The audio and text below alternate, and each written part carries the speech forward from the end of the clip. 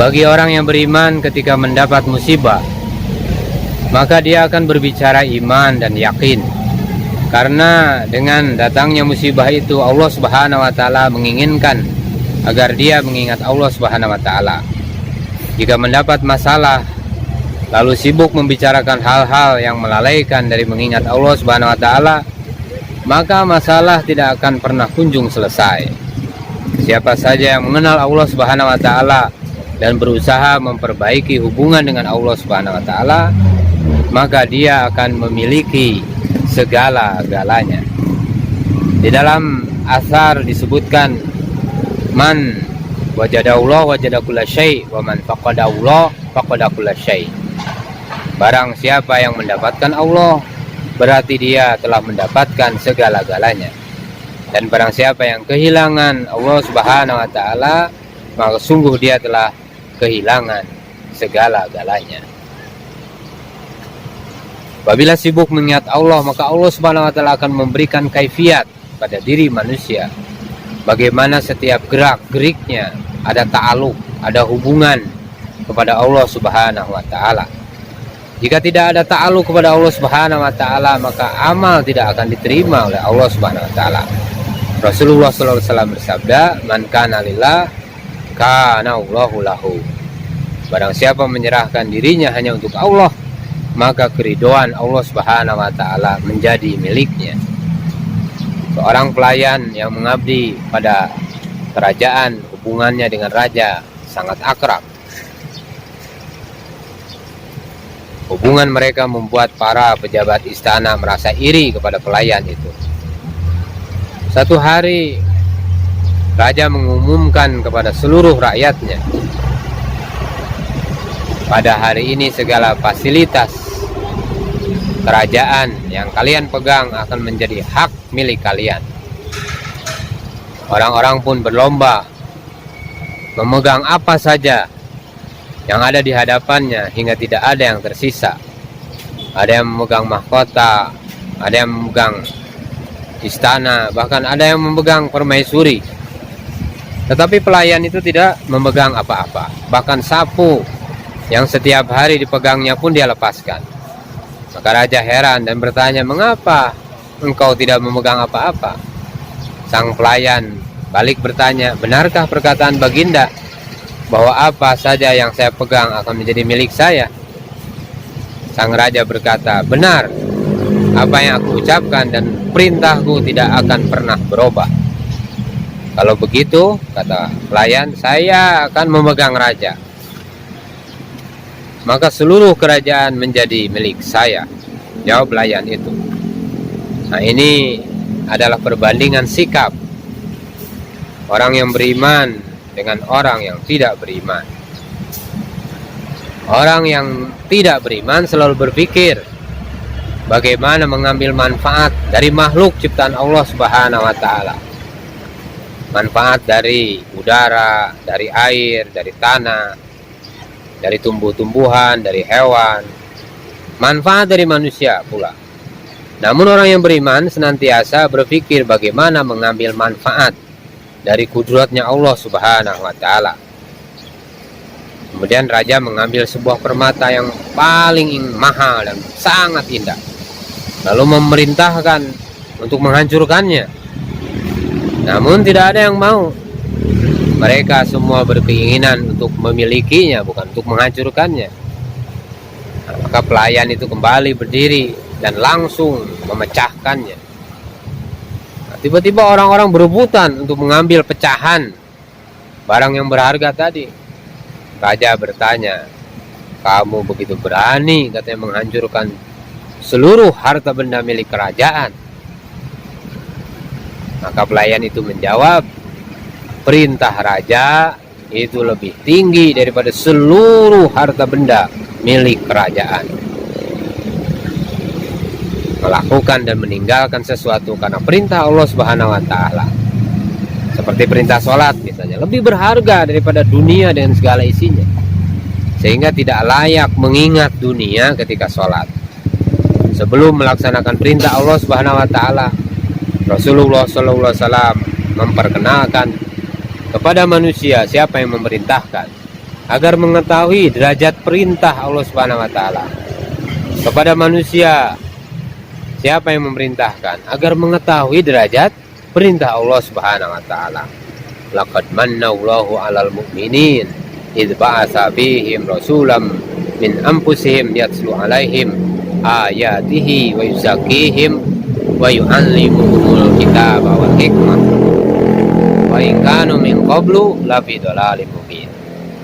Sungguh Allah Subhanahu wa taala telah memberi karunia kepada orang yang beriman ketika Allah Subhanahu wa taala mengutus di antara mereka seorang rasul dari golongan mereka sendiri yang membacakan kepada mereka ayat-ayat Allah, membersihkan jiwa mereka dan mengajarkan kepada mereka Alkitab dan Al-Hikmah.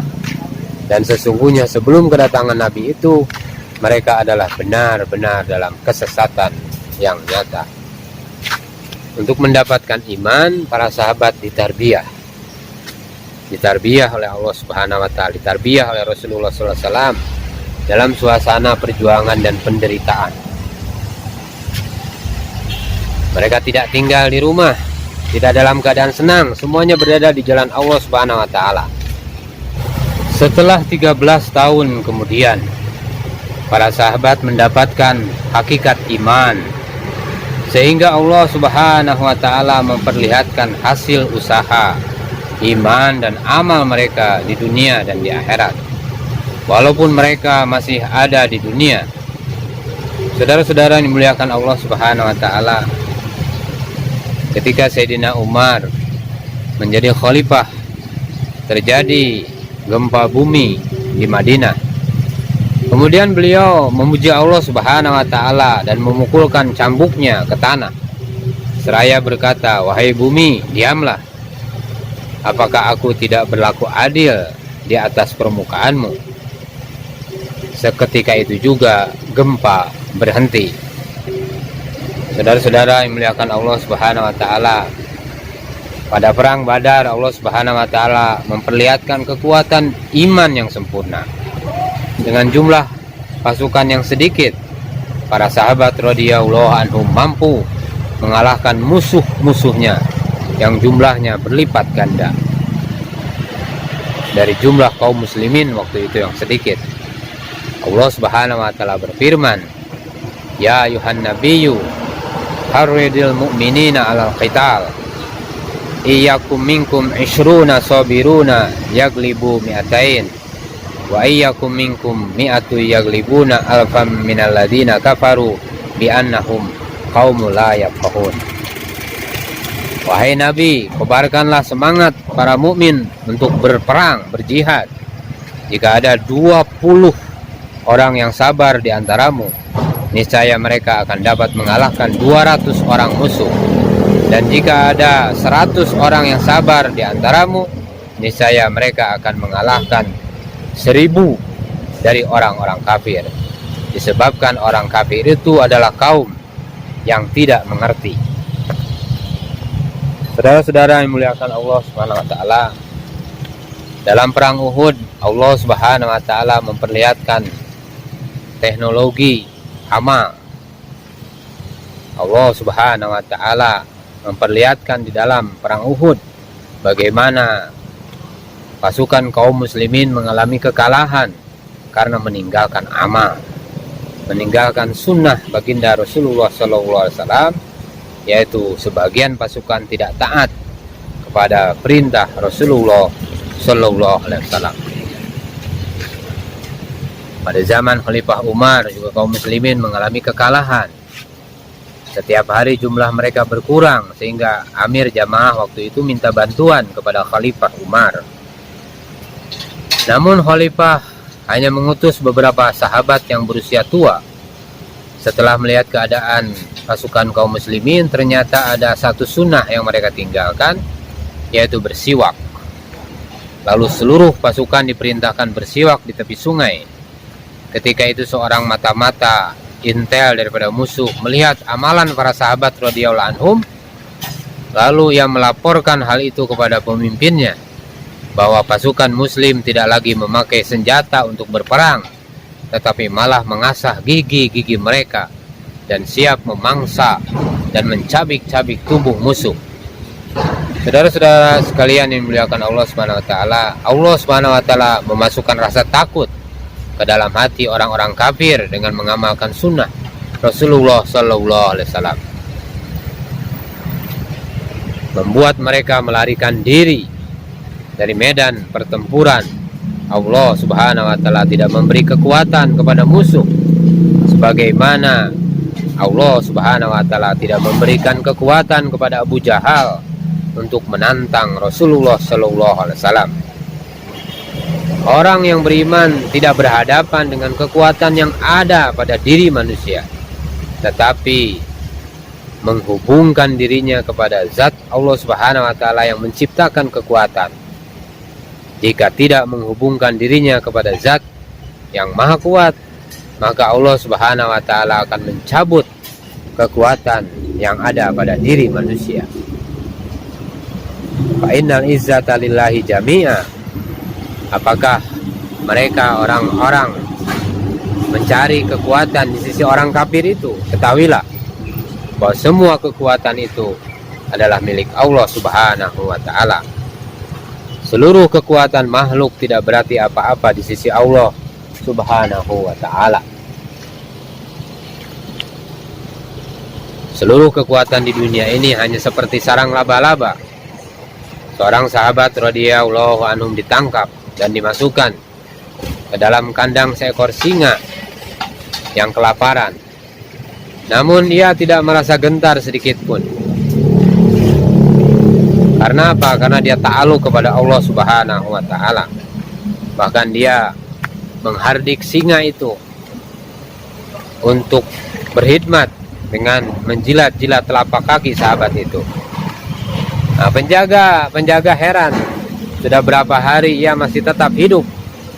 Dan setiap penjaga itu memeriksa keadaannya. Ia melihat Sayyidina Abdullah bin Huzafah tersenyum dan merenung. "Mengapa engkau tersenyum dan merenung?" tanya penjaga itu. Maka beliau menjawab, "Saya tersenyum bukan karena geli, dan saya diam bukan karena takut.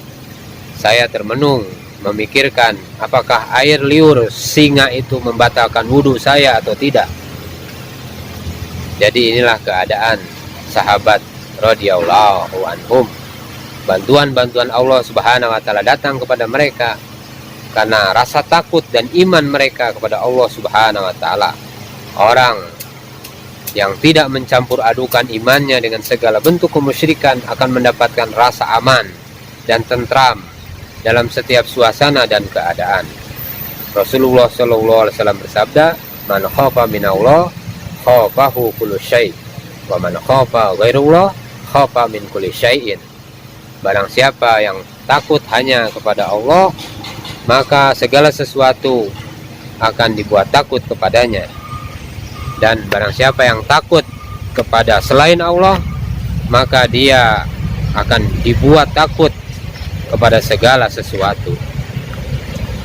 Saudara-saudara yang muliakan Allah Subhanahu wa taala, dari Abu Hurairah radhiyallahu anhu, Rasulullah sallallahu alaihi wasallam bersabda, Allah Subhanahu wa taala berfirman, "Demi keagunganku, aku sekali-kali tidak menyatukan pada diri hambaku dua ketakutan dan dua rasa aman.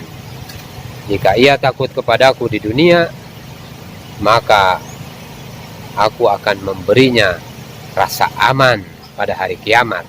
Jika ia takut kepadaku di dunia, maka aku akan memberinya rasa aman pada hari kiamat. Jika dia merasa aman dariku di dunia, maka aku akan meliputinya dengan ketakutan pada hari kiamat." Apabila jiwa telah terlepas bebas dari segala bentuk penjara peribadatan, ketaalukan, ketakutan kepada selain Allah, maka ia tidak akan takut menghadapi kehidupan atau takut tidak mendapat rezeki dan perlindungan. Sebab perasaan takut dan khawatir inilah yang menyeret seseorang kepada kehinaan yang selama-lamanya. Allah Subhanahu wa ta'ala berfirman, "Fala takhshawun nasa wakhshawni." Karena itu janganlah kamu takut kepada manusia, tetapi takutlah kepadaku. Sayyidina Abdullah bin Hudzafah ditawari 1/2 kerajaan agar meninggalkan Islam, tetapi ia tidak mau menerimanya. Kemudian raja mengancamnya dengan siksaan dan pembunuhan. Namun ia pun tetap tidak mau menerima tawaran raja. Ketika itu kawan-kawannya telah dibunuh satu persatu. Beliau menangis. Kemudian ditanya oleh musuhnya, "Apakah engkau takut dan akan menyerah?" Maka Abdullah bin Hudzafah menjawab, "Saya menangis bukan karena takut, tapi saya sedih karena nyawa saya hanya satu. Seandainya nyawa saya sebanyak rambut yang ada di tubuh saya, niscaya akan saya korbankan satu persatu." Rasulullah Sallallahu Alaihi Wasallam berwasiat, jagalah perintah Allah Subhanahu Wa Taala, pasti Dia akan menjagamu. Jagalah perintah Allah Subhanahu Wa Taala, pasti kamu akan mendapatkannya di hadapanmu. Jika kamu memohon sesuatu, mohonlah hanya kepada Allah Subhanahu Wa Taala. Jika kamu meminta pertolongan, mintalah hanya kepada Allah Subhanahu Wa Taala. Ketahuilah bahwa sesungguhnya jika seluruh umat manusia bersatu untuk memberikan manfaat kepadamu dengan sesuatu, niscaya mereka tidak akan mampu melakukan hal itu kecuali sesuatu yang telah ditentukan oleh Allah Subhanahu Wa Taala untukmu. Dan jika mereka bersatu untuk memberikan mudarat kepadamu dengan sesuatu, niscaya mereka tidak akan mampu mencelakakan dirimu kecuali sesuatu yang telah ditentukan oleh Allah Subhanahu Wa Taala atasmu. Saudara-saudara yang dimuliakan Allah Subhanahu Wa Taala,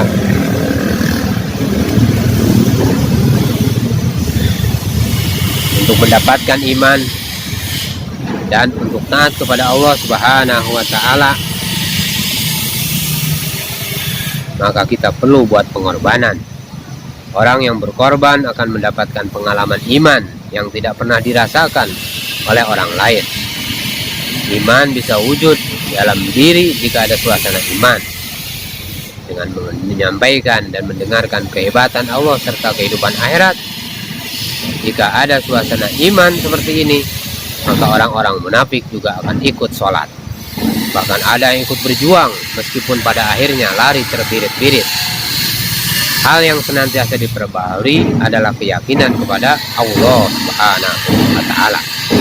Maka di pagi ini kita bicarakan lagi dan lagi tentang perkara iman. Semoga Allah Subhanahu Wa Taala memperbaiki iman kita, dan bagaimana kita niatkan untuk pergi ke seluruh penjuru-penjuru dunia untuk menyampaikan iman dan mengajak orang beriman kepada Allah Subhanahu Wa Taala, sehingga iman kita diperbaiki oleh Allah Subhanahu Wa Taala. Insya Allah semua bersedia. Subhanallah bihamdihi, subhanallah wa bihamdika, asyhadu an la ilaha illa anta, astaghfiruka wa atubu ilaik.